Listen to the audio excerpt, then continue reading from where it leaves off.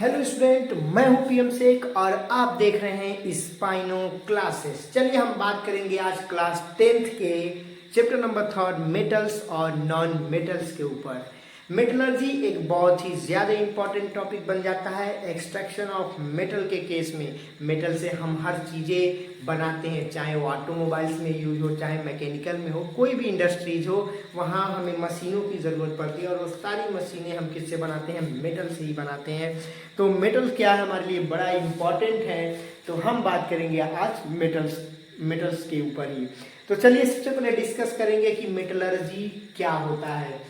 First of all यहाँ पे आप ध्यान देंगे, हमें जो टॉपिक स्टडी करनी है, मेटलर्जी क्या होता है, ओर्स क्या होते हैं, इंपॉर्टेंट ओर्स क्या क्या होते हैं, टाइप ऑफ ओर्स क्या होते हैं, गैंग क्या होते हैं, एक्सट्रैक्शन ऑफ मेटल्स के वेरियस मेटलर्जिकल स्टेप्स के बारे में बात करेंगे। चलिए सबसे पहले डेफिनेशन को देखेंगे।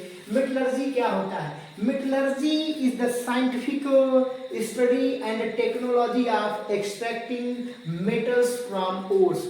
तो मेटलर्जी क्या है? Extraction of metals from ores. Ores से क्या निकालेंगे? हम मेटल को निकालेंगे, उसे हम मेटलर्जी बोलते हैं। और क्या करेंगे निकालने के बाद? प्यूरिफाइंग देम, उसे साफ करेंगे, and shaping them into useful object, और उनको एक शेप देंगे यूजफुल ऑब्जेक्ट के लिए जो हमें यूज करना है। नेक्स्ट, फॉर वेरियस इंडस्ट्रीज, और क्या करना, और materials for the various industries में अगर मेटल्स की जरूरत है तो उन्हें किस शेप की जरूरत है वहां पे भी देंगे। एंड द प्रैक्टिकल एप्लीकेशंस, और कुछ प्रैक्टिकल एप्लीकेशंस के लिए भी ये काम करेंगे। बात आती है ओर्स की। ओर क्या होता है? देखिए यहाँ पे डिफाइन किया गया। ओर्स क्या? Minerals from which metals, minerals from which metals can be extracted cheaply and easily. हम और सिर्फ उन्हीं को कहेंगे जिससे हम मेटल को आसानी से निकाल पाए। ओर्स क्या है? ओर्स ऐसे इम्प्योर पार्ट है मेटल के जहाँ पे हम आसानी से सस्ते दामों में चीपली और इजिली क्या करें, मेटल को एक्सट्रैक्ट कर पाए, निकाल पाए, उसे हम ओर्स कहेंगे। All ores are minerals, but all minerals are not ore. सभी ores क्या होते हैं? मिनरल होते हैं, बट सभी मिनरल ओर्स नहीं होते। इस बात को भी ध्यान रखेंगे। गाइस आप इसे नोट करिए, फिर आगे हम डिस्कस करेंगे। तो स्टूडेंट, हमें पता चल गया ओर्स क्या होते हैं। ओके जी, एक वर्ड यहाँ पे आया कि मिनरल्स क्या होते हैं। मिनरल्स यहाँ पे देखेंगे आप ध्यान से। मिनरल्स क्या होते हैं? यहाँ पर डिफाइन किया गया है कि compound which contains metals with some impurities like क्या, सैंड हो सकता है, रॉक हो सकते हैं, रॉक या फिर सैंड हो सकते हैं, रॉक हो सकते हैं, या फिर स्टोन्स हो सकते हैं, स्टोन पत्थरों के छोटे छोटे टुकड़े हो सकते हैं। अब ये देखो क्या कह रहे हैं, मिनरल्स एक्चुअली क्या है? कंपाउंड है जो कंटेन करके रखे हैं मेटल्स को, और उसके साथ क्या है? कुछ इम्प्यूरिटीज है, जैसे कुछ बालू के टुकड़े, सैंड हो सकते हैं, कुछ चट्टानों के टुकड़े हो सकते हैं, कुछ और भी हम कहें तो रॉकी पार्ट्स हो सकते हैं जहाँ पे चीज़ें मिक्स हुई हैं, फिर उन्हें ही तो हमने क्या कह दिया? बेसिकली जो मिनरल्स होते हैं अर्थ के क्रस्ट के अंदर होते हैं। अर्थ क्रस्ट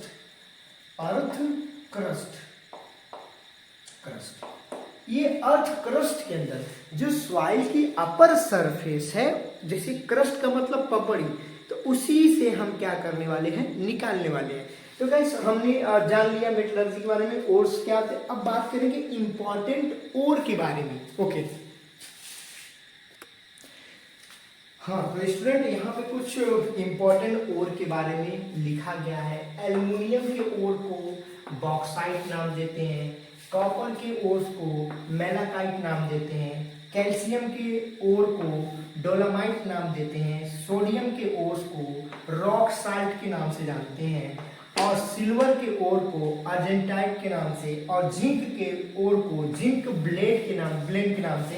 अच्छा, जिंक वाले को हम कैलामाइड भी बोलते हैं। ये डिपेंड करता है कि ओर कैसे, ऑक्साइड ओर्स हैं या फिर कार्बोनेट ओर्स हैं। अभी आगे हम डिस्कस करेंगे कि ऑक्साइड ओर्स क्या होते हैं, जिसमें ऑक्सीजन होते हैं, और कार्बोनेट जिसमें कार्बोनेट्स होते हैं, CO3 होते हैं। तो ये बेसिकली ये आपको नोट करना है, तो आप इसे नोट डाउन करिए, तो आगे हम डिस्कस करेंगे। हाँ, तो स्टूडेंट अब बारी आती है, हमने कवर कर लिया मेटलर्जी क्या होते हैं, ओर्स और इम्पोर्टेंट ओर्स क्या होते हैं। अब बात आती है टाइप्स ऑफ ओर्स की। भाई ध्यान देंगे, टाइप्स ऑफ ओर्स, ओर के कौन से टाइप होते हैं। देखिए भाई, ओर्स बेसिकली 4 तरह के होते हैं, दिमाग में सेट रखेंगे तीसरी और ये 4 नंबर। तो बेसिकली 4 तरह के ओर्स हमें देखने को मिलते हैं। चलिए देखते हैं। कार्बोनेट ओर, कार्बोनेट ओर्स,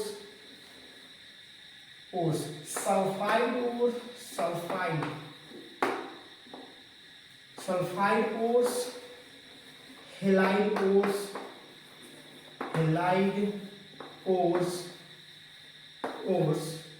और एक और ओर्स होते हैं जो काफी इंपॉर्टेंट ओर है, ऑक्साइड ओर्स। तो बेसिकली 4 तरह के ओर्स होते हैं जो हमें देखने को मिलते हैं। ओके गाइस, तो ध्यान रखिए, टाइप्स ऑफ ओर्स हमने देख लिए भाई, ठीक है। अच्छा, एक और छोटा सा शब्द यहाँ पे आ गया है, गैंग। तो चलिए, गैंग क्या होता है मैं आपको बताता हूँ। ओके गाइस, सो चलिए हम बात करते हैं क्या होते हैं गैंग्स। गैंग ये गुंडों वाला गैंग नहीं है भाई, थोड़ा ध्यान देंगे गैंग क्या होता है। चलिए यहाँ पे डिफाइन करते पहले गैंग क्या होते हैं। गैंग ठीक है, अर्थी, अब ध्यान से सुनेंगे इस बात को, अर्थी या फिर रॉकी, ROCKY, रॉकी अनवांटेड जिसे हम नहीं चाहते, अनवांटेड इम्प्योरिटीज प्रेजेंट इन किसके अंदर, ओर्स के अंदर जो भी अनवांटेड इम्प्योरिटीज प्रेजेंट हैं उसे ही हम गैंग बोलते हैं। तो भाई, तो यहाँ पे लिखिए, इन ओर आर कॉल्ड गैंग। तो डिफाइन कर लिया गैंग को, कोई दिक्कत नहीं है, बहुत ही आसान था, ये एक टर्म आ गया गैंग। तो हमने गैंग को भी देख लिया, ठीक है। अब हम बात करेंगे एक्सट्रैक्शन ऑफ मेटल्स, हम मेटल को कैसे निकालेंगे। तो चलिए गाइस, इसे आप करिए इरेज, नोट डाउन, और मैं करता हूं फिर स्टार्ट। ओके गाइस, तो आज हम बात करेंगे कि भी कैसे हम मेटल्स को निकालते हैं। यहाँ पे लिख लेते हैं एक्सट्रैक्शन ऑफ मेटल्स। मेटल को एक्सट्रैक्ट करेंगे, मेटल्स को, ठीक है। उसमें क्या क्या स्टेप्स यूज करेंगे, मेटल्स को कैसे निकालेंगे, यहाँ पे पूरा लिखा गया, वेरियस मेटलर्जिकल स्टेप्स। तो चलिए, पहले स्टेप में हम क्या करते हैं, मेटल को निकालने के लिए हमें पहला स्टेप जो अप्लाई करना होता है, क्रशिंग ऑफ ओर्स। ओर को क्या करना, छोटे छोटे पार्टिकल में तोड़ना होगा। क्रशिंग, यहाँ पे अच्छे से लिखेंगे, क्रशिंग ऑफ, ये स्टेप्स याद रखें, क्रशिंग ऑफ ओर्स, ठीक है। क्रशिंग ऑफ ओर्स को हम बहुत ही छोटे छोटे पार्ट्स में स्टूडेंट्स हम उसे तोड़ लेंगे ताकि हम मेटल को क्या करें, निकाल सके। ओके, सो लेट्स सेकेंड वाले टॉपिक में हम बात करेंगे कि भाई मेटल के जो ओर्स है ना उनको कॉन्सेंट्रेट कर दे भाई, कंसंट्रेशन ऑफ ओर्स। कंसंट्रेट का मतलब क्या होता है भाई, प्योर कर ले जो हमें दिखने वाली इम्प्योरिटीज हैं। पहले मेटल को पीस देंगे, उसमें से जो बड़े बड़े चीजें हैं, अनवांटेड चीजें हैं, रॉकी मटेरियल सबको निकाल देंगे भाई। उसके बाद अगली जो थर्ड स्टेप आती है वो है कि अब हम क्या करें, कन्वर्जन ऑफ ओर्स को क्या करेंगे, कन्वर्ट करेंगे किसी ऑक्साइड में, सल्फाइड में, जो भी हमें करना है करेंगे, ठीक है। conversion of ores into oxides हम ऑक्साइड्स में कन्वर्ट कर लेंगे। भाई इतनी बातें तो आपको समझ में आई। सबसे पहले क्या किया, क्रॉसिंग ऑफ ओर को तोड़ लिया। दूसरी चीज कंसंट्रेशन ऑफ ओर को कंसंट्रेट कर लिया, फालतू चीजें जो दिख रही हैं निकाल लिया। Conversion of ore into oxide, ore को क्या कर रहे हैं, कन्वर्ट कर रहे हैं किसमें, ऑक्साइड के अंदर। और चौथी चीजों में हम रिडक्शन कर देंगे भाई, रिडक्शन कर देंगे। और क्या कर सकते हैं, प्यूरिफाई कर देंगे। पांचवा स्टेप लेंगे प्यूरिफाइंग मेथड। इलेक्ट्रोलाइटिक, हमने इलेक्ट्रोलाइसिस प्रोसेस के बारे में पढ़ा है। तो फाइनली प्यूरिफाई, यहाँ पे मेटल को एकदम जब 100% प्योर बनाना होता है तब यहाँ पे इस चीज को यूज करते हैं। तो चलिए इन पॉइंट को आप नोट डाउन करिए, तब तक फिर आगे डिस्कस करेंगे। ओके गाइस, तो हमने देख लिया। अच्छा, इनको रिफाइनिंग भी कर सकते हैं। रिफाइनिंग कहिए, प्यूरिफाई कहिए, रिफाइनिंग, ठीक है। रिफाइनिंग ऑफ मेटल्स को क्या करेंगे, रिफाइन करेंगे, एक अच्छे से साफ करेंगे मेटल्स, ठीक है। सो चलिए इसे इरेज कर देते हैं और फिर आगे काम करते हैं। आपने नोट डाउन कर लिया था, मुझे ऐसा उम्मीद है। ओके, तो एक्सट्रैक्शन ऑफ मेटल में अब क्रशिंग की बात आती है कि भाई क्रशिंग करेंगे, कैसे कैसे करेंगे, फिर मेटल्स को कैसे कैसे हम निकालने वाले। ओके गाइस, तो चलिए स्टार्ट करते हैं। सबसे पहले पार्ट के नाम से, जिसका नाम है, क्या करना है भाई, क्रशिंग। तो भी बेसिकली मैंने आपको बता दिया कि एक्सट्रैक्शन ऑफ मेटल का जो पहला पार्ट है क्रशिंग, तोड़ने का। ये जो क्रशिंग करने का जो मामला है ना बेटा, क्या करेंगे भाई, जो भी हमें मिला हुआ है और मेटल्स, पहले उसे हम छोटे छोटे पीसेस में पीस लेंगे, एक तरह से कहिए पीस लेंगे, ठीक है। तो एक बहुत ही आसान सा प्रोसीजर है, उसमें आसान भाषा में पीस लीजिए इसको, पीस लीजिए। चलिए, ये सब लिखने की जरूरत नहीं है, बेसिकली हम कहें तो पीस लिया उसे।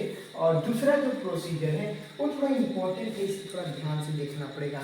दूसरा जो प्रोसीजर आता है उसमें कंसंट्रेशन हमको करना है, कंसंट्रेशन, ठीक है। कंसंट्रेशन में कुछ स्टेप्स, जैसे हमने कहा हाइड्रोलिक वाशिंग, पहला करेंगे वाशिंग, ठीक है, हाइड्रोलिक वाशिंग। दूसरा करिए, और दूसरा अगर हम कहेंगे हाइड्रोलिक वाशिंग के अलावा भी हम इसमें और भी बहुत सारे प्रोसेस, मैग्नेटिक सेपरेशन भी कर सकते हैं, इसका भी ध्यान रखेंगे, ठीक है। हाइड्रोलिक वाशिंग कर लिया और उसके बाद मैग्नेटिक सेपरेशन कर लेते हैं। मैग्नेटिक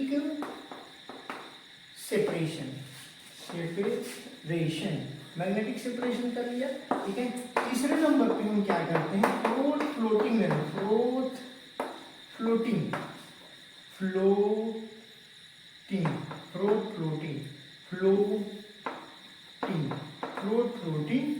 करेंगे। उसके बाद से अगर हम चाहें चौथे में तो लीचिंग भी कर सकते हैं, लीचिंग। तो बेसिकली हम अगर हम कहें तो इतने पार्ट हमारे सामने, ठीक है। अच्छा, याद रखिए फ्लोटिंग अप्लाई हम करेंगे, कोई दिक्कत नहीं है। अच्छा, कहीं कहीं पे फ्लोटेशन भी लिखते हैं, फ्लोटिंग को फ्लोटेशन भी लिखते हैं, तो आपकी मर्जी है, आप या फ्लोटेशन भी लिख सकते हैं। फ्लोटेशन, अरे यार गलत कैसे हो जा रहा है, समझिए,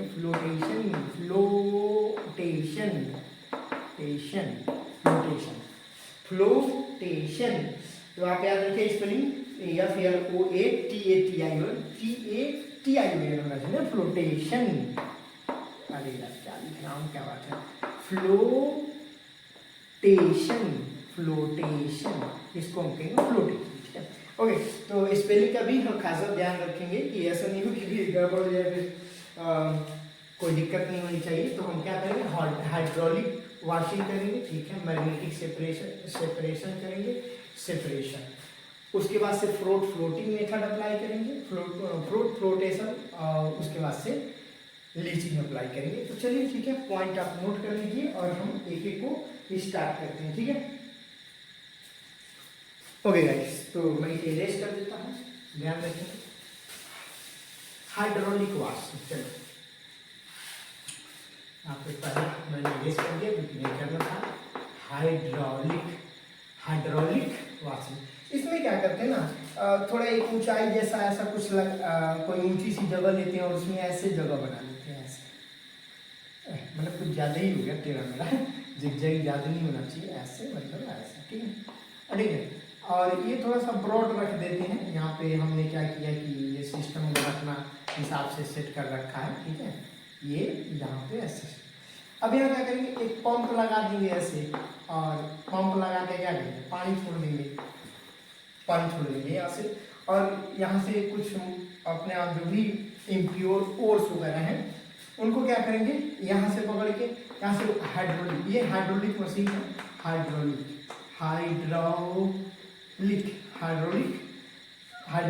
मशीन है जहाँ से हम पानी छोड़ देंगे। और क्या करेंगे, और यहीं पे इम्प्योरिटीज यहीं पे रख करके जो है इम्प्योरिटी ओर्स के हैं जो कंसंट्रेट करने के लिए रखा, उनको छोड़ देंगे। जब छोड़ेंगे तो ये आ करके यहाँ पे फंस जाएंगे, ठीक है, यहाँ पे फंस जाएंगे, ठीक है। जो हल्के हल्के होंगे वो तो निकल जाएंगे, बाकी चीज़ें यहीं पे क्या होंगी, फंस जाएगी, और फंसने की वजह से क्या हो जाएगा, हमारा जो भी हमारे पास ओर्स प्रेजेंट है वो ये ओर्स हमें क्या करेंगे, प्योर फॉर्म में हमें मिल जाएंगे, ठीक है। ठीक है, तो ये कोई दिक्कत वाली बात नहीं है इम्प्योर करने के लिए। अब जो हैवी ओर्स होंगे वो तो यहाँ पे बैठ जाएंगे भारी से, क्योंकि इसी वाले कह सकते हैं जिगजैग जो भी गड्ढे हैं यहाँ पे आकर के फंस जाएगा, वाटर ऐसे फ्लो कर जाएगा, ठीक है। ये वाटर है, वाटर ऐसे फ्लो करके निकल जाएगा, तो हमारा पहला सेपरेशन यहीं पे खत्म हो जाता है। चलिए दूसरी बात करेंगे। दूसरी बात आती है कि मैग्नेटिक सेपरेशन कैसे करते हैं। अब दूसरी टॉपिक है मैग्नेटिक सेपरेशन।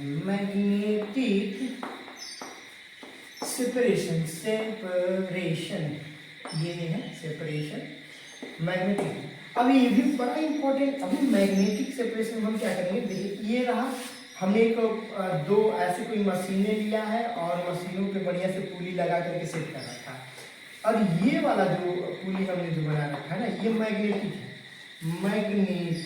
ठीक है। और यहीं से हमने क्या किया, एक बढ़िया सा चेम्बर बना करके जो है इसमें जो भी इम्प्योर वाला मेटल्स हमें मिला हुआ है इसमें भर दिया ढेर सारा। भरने के बाद ये सारा भर दिया, भरने के बाद से हम क्या करें, इसे हम रोटेट कर दिया, ये रोटेट हो रहा है ऐसे आएगा, ऐसे रोटेट होते हुए जाएगा। अब यहाँ पे जो भी क्रस्ट मान लीजिए अर्थ के जो भी हमने ओर्स वगैरह ले रखा है ये होंगे, ऐसे आएंगे। जब यहाँ आएंगे जो मैग्नेटिक ओर होंगे, मैग्नेट से अट्रैक्ट होंगे, चिपकते होंगे, वो आधे यहाँ पे क्या करेंगे, चिपक जाएंगे इस वाले पुली से। अब यहाँ पे हमने क्या, दो बॉक्स लगा रखा है, एक यहाँ और एक बॉक्स है यहाँ पे। अब जो इम्प्योरिटीज आ रही हैं यहाँ से, मैग्नेटिक इम्प्योरिटीज क्या करेंगी, इसे चिपक करके आगे बढ़ेंगी, लेकिन जो अनवांटेड हैं, जो मैग्नेटिक नहीं है, वो सब क्या करेंगे, इस रास्ते यहाँ से आकर के इस वाले जो बॉक्स हमने लगा रखा है इसमें इम्प्योरिटीज क्या होंगी, इसमें कलेक्ट हो जाएंगे। लेकिन जो मैग्नेटिक वाले हैं वो क्या करेंगे, यहाँ पे आ जाएंगे, इसमें चिपक के आएंगे। जैसे ये मैग्नेटिक एरिया खत्म होगा, ये क्या करेंगे, इस वाले बॉक्स में गिरने लगेंगे, ठीक है। तो ये हो गया मैग्नेटिक सेपरेशन। आप डायग्राम जरूर ड्रॉ करेंगे और दो लाइन अपने बुक से जरूर लिखें, कम से कम ये तो आइडिया बेसिक था, वैसे देख के भी आइडिया लगा सकते हैं। ये पुली वगैरह लगाई, ये पट्टे लगे हुए हैं, यहाँ से जो है इम्प्योर मेटल्स यहाँ से गिर रहे हैं ओर्स वाले, और फिर मैग्नेटिक वाले चिपक करके यहाँ से यहाँ चले आ जा रहे हैं। फिर यहाँ देखो थोड़ी तो कॉन्सेप्ट में अगर कोई दिक्कत लग रही है तो कमेंट बॉक्स में बताएंगे, फिर इसको और इलेबोरेट किया जाएगा और अच्छे से, ठीक है। तो मुझे लगता है ये सही है यहाँ तक। अब बारी आती है फ्लोटेशन। तीसरे नंबर पे आता है फ्लोटेशन।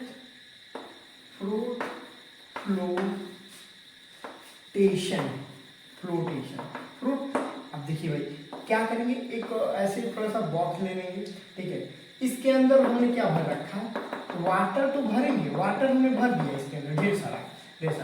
और इसके अंदर एक और चीज हमने मिक्स कर रखा है, यहाँ पे पिन ऑयल, ये ताड़ का तेल जैसा कुछ कह सकते हैं, पिन ऑयल, ठीक है। पिन ऑयल और प्लस क्या है, इसमें वाटर है पहले से, वाटर, ठीक है।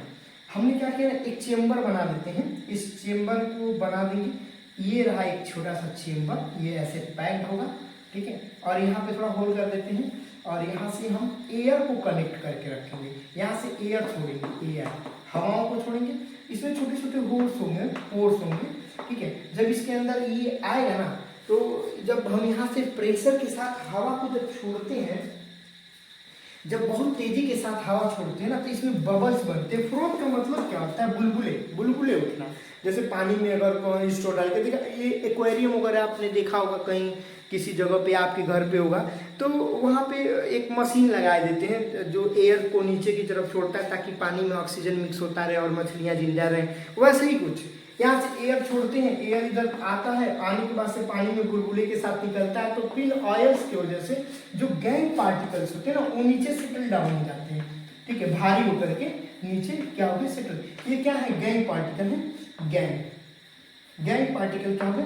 नीचे सेटल डाउन हो गए। और जो हमारा सल्फाइड ओर्स है ना, ये ऊपर यहाँ पे सल्फाइड ओर्स, यहाँ इसके ऊपर आगे हल्के ऊपर, ये सल्फाइड है, सल्फाइड, ठीक है, सल्फाइड। तो ये जो भी दिख रहे हैं ऊपर की तरफ सल्फाइड ओर के पार्टिकल्स क्या हो गए? सल्फाइड ओर के पार्टिकल्स ऊपर की तरफ आके जमा हो गए। तो हमारा ये थर्ड वाला मेथड फिर से समझ गए, वही ठीक है, फ्रोथ रोटेशन समझ गए। चलिए अब बारी आती है लीचिंग की।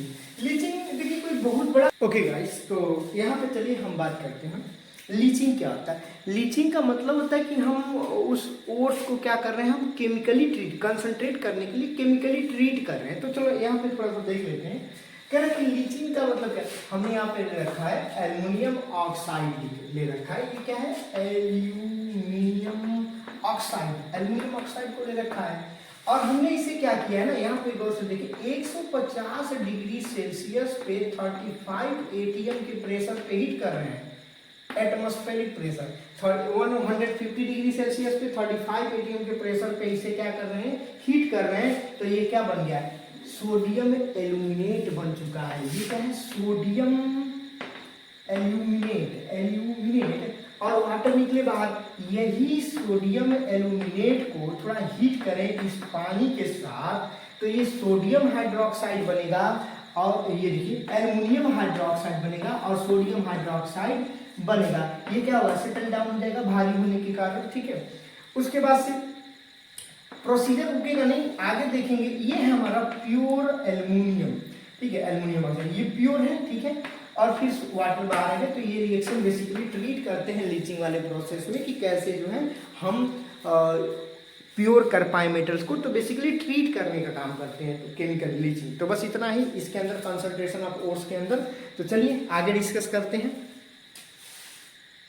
ओके गाइस, तो अगला जो हमारा थर्ड स्टेप है, वो सेकेंड हमने क्या देख लिया? क्रशिंग देख लिया, कंसंट्रेशन।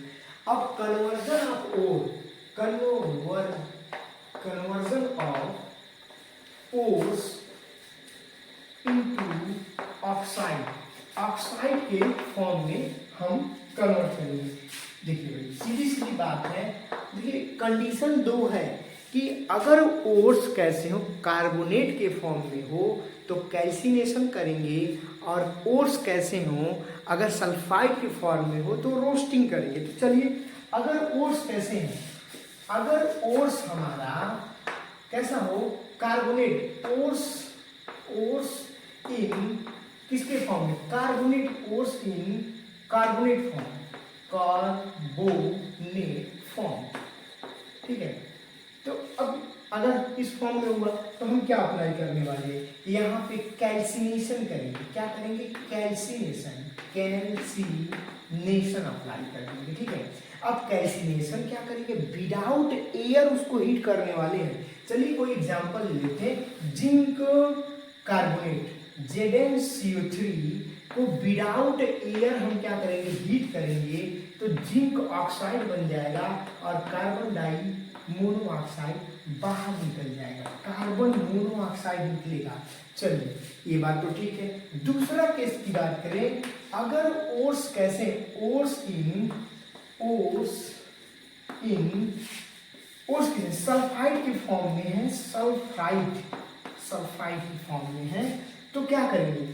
फॉर्म, ठीक है। अगर वो सल्फाइड के फॉर्म में हुए तो रोस्टिंग करेंगे, रोस्टिंग, रोस्टिंग क्या होता है, रोस्ट करना है, आपने सुना होगा। तो हवा के प्रेजेंट में, एयर के प्रेजेंट में, हमने कहा Z1S है, तो एयर के प्रेजेंट में हम इसे रोस्ट करेंगे, गर्म करेंगे और इसे हम क्या बनाएंगे, जिंक ऑक्साइड बना देंगे और सल्फर डाइऑक्साइड बाहर आ जाएगा गैस के फॉर्म में। तो आप यहाँ पे देख सकते हैं कि कैसे यहाँ पे कैल्सिनेशन करके ओर्स को और भी बढ़िया तरीके से प्योर कर दिया गया ऑक्साइड के फॉर्म में। हम ऑक्साइड के फॉर्म में क्यों कन्वर्ट कर रहे हैं भाई, हमें और कोई काम नहीं, ऑक्साइड के फॉर्म से ओर्स को प्योर करना बहुत आसान हो जाता है, इसलिए हम ऑक्साइड के फॉर्म में। अब बेसिकली ऑक्साइड मतलब है पकड़ के गर्म कर देंगे, बाहर आ जाएगा, कोई दिक्कत नहीं है।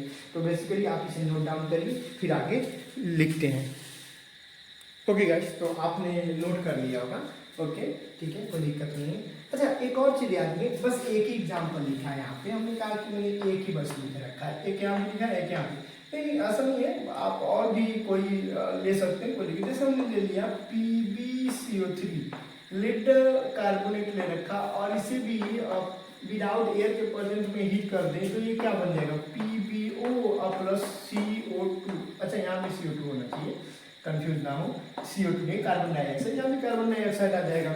हम कहें कि भी चलिए PB भी एक और ले लेते हैं, दो ले लेते हैं, दो ले लेंगे, थोड़ा और अच्छा लगेगा। PbO ओ नहीं, S सल्फाइड के फॉर्म में लिया और किसके प्रेजेंट में, एयर के प्रेजेंट में हीट किया, तो फिर क्या होने वाला है, PbO प्लस क्या निकला है यहाँ पे, हम कहें तो बेसिकली सल्फर डाइऑक्साइड फिर से बाहर आ गया गैस के फॉर्म में, तो सल्फर डाइऑक्साइड यहाँ पे बाहर निकल जाए। तो गैस इसे आप नोट करिए और हम तब तक इरेज कर देते हैं, पॉज करके वीडियो रखेंगे, ठीक। चलिए इसे इरेज करते हैं। अभी तक हमने जो कुछ भी किया, हमने रोस्टिंग किया, कैल्सिनेशन किया, जो कुछ भी अप्लाई किया, ठीक है। तो एक सेकेंड, बस मैं वीडियो देख लूँ, नहीं तो बोल कि वीडियो बंद हो जाए तो गड़बड़ हो जाएगा। ओके, तो ठीक है, वीडियो चल रही है, कोई दिक्कत नहीं है, ठीक है। Conversion of oxide into metals. अब अगला जो हमारा नेक्स्ट टॉपिक होगा चौथे नंबर पे, कन्वर्जन ऑफ ऑक्साइड। अभी तो हमने ऑक्साइड में कन्वर्ट किया, ऑक्साइड ओर्स इनटू मेटल्स। अब मेटल्स में हम कन्वर्ट करने वाले हैं, ठीक है। अभी हमने क्या, अभी हमने एग्जांपल लिया था, अभी हम एक बढ़िया से एग्जांपल हमने क्या ले रखा कि भाई PbO ले रखा था, ठीक है। अब देखो, अगर हम थोड़ा आसान भाषा में सोचें, तो अगर हम कहें कि और हम कुछ करना चाहें इसके अंदर, तो हमें हमारे पास कई सारे ऑप्शंस अवेलेबल है, ठीक है। अब एक वर्ड यूज करते हैं, कोक। कोक का नाम सुना है।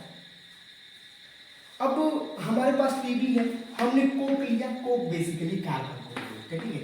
अब इसमें से क्या Pb बाहर आएगा, तो ये जरूर Pb बाहर आ गया, और क्या हो गया इधर पे, क्या कार्बन मोनोऑक्साइड बाहर निकल गया, कार्बन मोनो, हाँ बिल्कुल, कार्बन मोनोऑक्साइड बाहर निकल गया। तो ऐसी चीजें होती रहती है। और अब ओर्स पे डिपेंड करता है आपने क्या ले रखा है। हमने क्या सिल्वर AgO हमारे पास है, हमने कोक मिला दिया, मिलाने के बाद Ag बाहर हो गया और यहाँ फिर से कार्बन डाइऑक्साइड बाहर निकल गया। तो सिचुएशन पर डिपेंड करता है कि किस तरह का आपने ओर्स लिया है। तो आप इसे नोट डाउन करते रहें हमारे साथ, ठीक है। हमने दो एग्जांपल यहाँ पे लिख दिया, ठीक है। अगर हम कहें कि नहीं ठीक है, हमारे पास और भी कोई ओर्स हैं, तो हम उसे और भी तरीके से हीट कर सकते हैं। जैसे अभी हमारा एक और एग्जांपल, अभी तो हमने एग्जांपल लिखना शुरू किया है, हमने कहा जिंक ऑक्साइड हमारे पास एक था, ज्यादा परेशान होने की जरूरत नहीं। जिंक ऑक्साइड बेसिकली आइडिया लगा रहे हैं कि आखिर होने वाला क्या है, और कुछ नहीं, बस हम आइडिया लगा रहे हैं कि आखिर हो क्या रहा है। तो अभी फिर से गौर से देखें तो क्या बनने वाला है। ये सबसे पहले बात तो जिंक तो प्योर हो गया, और बचा क्या, कार्बन मोनोऑक्साइड, फिर से मोनोऑक्साइड बाहर आ गया। तो इसमें कोई कंफ्यूजन नहीं होना चाहिए, ठीक है। अगर हम कहें आयरन के ऑक्साइड हमारे पास है, तो हम फिर यहाँ पे क्या करेंगे, आयरन के लिए मैंने आपको पहले ही कहा है केमिस्ट्री में कुछ चीजें याद रखनी है। Fe2O3 ये आयरन के ऑक्साइड है, कार्बन यानी कोक मिलाया और इसे गर्म किया तो आयरन बाहर, फिर से कार्बन मोनोऑक्साइड। सिचुएशन पर डिपेंड करता है कि क्या निकलने वाला है। आई थिंक आप इसे नोट करेंगे, आपको पता चल गया बेसिक सा आइडिया, ठीक है। ओके गाइस, तो नंबर 5 पे हम चलते हैं। हमें करना है इलेक्ट्रोलाइसिस। या इलेक्ट्रोलाइटिक प्यूरिफाइंग या इलेक्ट्रोलाइसिस रिफाइनिंग। तो इलेक्ट्रोलाइटिक आप क्या कह सकते हैं, कई सारे नाम दे सकते हैं, आपकी मर्जी है, कोई दिक्कत वाली बात नहीं है। इलेक्ट्रोलाइटिक कुछ लोग कहते हैं, लाइटिक भी कहते हैं, कोई दिक्कत नहीं है, लाइटिक रिफाइन, ठीक है। अब इसमें क्या करेंगे, हमने कहा ले लेते हैं डब्बा, पुराना स्टाइल अपना डब्बा लेने का, ठीक है। इसमें सबसे पहले हम भरेंगे, चलो हम कॉपर को ले लेते हैं एग्जाम्पल के तौर पे, हम कॉपर को साफ करने की कोशिश कर रहे हैं, ठीक है। इसमें क्या कॉपर सल्फेट सॉल्यूशन भर दिया, ठीक है। कॉपर सल्फेट CuSO4 का सॉल्यूशन हमने लिया, ठीक है, CSO4 सॉल्यूशन लिया। हमने यहाँ पे 2 रॉड लगा दिया, रॉड आपको पता ही है, 2 कलर के 2 रॉड मिला देते हैं, एक रॉड ये लगा देते हैं, ठीक है, ठीक है। अब इस रॉड वाले को भी थोड़ा कॉन्सेप्ट को समझेंगे, कोई दिक्कत नहीं। और यहाँ से वायर को जोड़ के ऐसे ले गए और ऐसे कर दिया, ठीक है, बीच में एक इनको सेपरेट कर देते हैं, और फिर इस वाले को भी ऐसे ही करते हैं, ऐसे ले जा करके ऐसे ले गया, ठीक है, ये यहाँ पे आ गया, ठीक है। इसको हम पॉजिटिव कर देते हैं और इसको नेगेटिव कर देते हैं। पॉजिटिव को बोलते हैं, देखिए ये एनोड है, एनोड, और ये क्या है, कैथोड है। अब थोड़ा कॉन्सेप्ट को याद रखेंगे, एनोड का जो हम बनाएंगे एनोड, वो याद रखेंगे कि ये इम्प्योर वाला, इम्प्योर कॉपर मेटल का होना चाहिए, ये नहीं प्योर वाले का, इम्प्योर कॉपर मेटल, याद रखें कॉपर मेटल का होना चाहिए। और ये प्योर कॉपर मेटल का होना चाहिए, प्योर कॉपर मेटल का, कॉपर मेटल्स। बिजली छोड़ देते हैं, हमने कहा कितना बिजली छोड़ेंगे भाई, 9 to 12 वाट की बिजली इसमें छोड़ देंगे, और कुछ देर बाद देखेंगे कि इम्प्योरिटीज जितनी भी होंगे ना इस चीज के अंदर, यहाँ पे आके जमा हो जाएंगी इम्प्योर। तो ये क्या है, इम्प्योरिटीज, इम्प्योरिटीज क्या होंगी, यहाँ आकर के इम्प्योरिटीज आकर के जमा हो जाएंगी।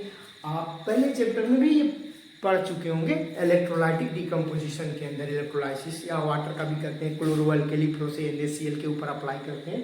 तो बेसिकली ये वाला कॉन्सेप्ट से इलेक्ट्रोलाइटिक, यहाँ मेटल को तभी यूज करते हैं जब मेटल को खूब अच्छे से साफ करना होता है, ठीक है। ओके गाइस, तो इस चैप्टर को पढ़िए, किसी तरह का कोई सवाल है, किसी तरह का कोई डाउट है तो आप कमेंट बॉक्स में लिखिए। तब तक के लिए कीप वॉचिंग।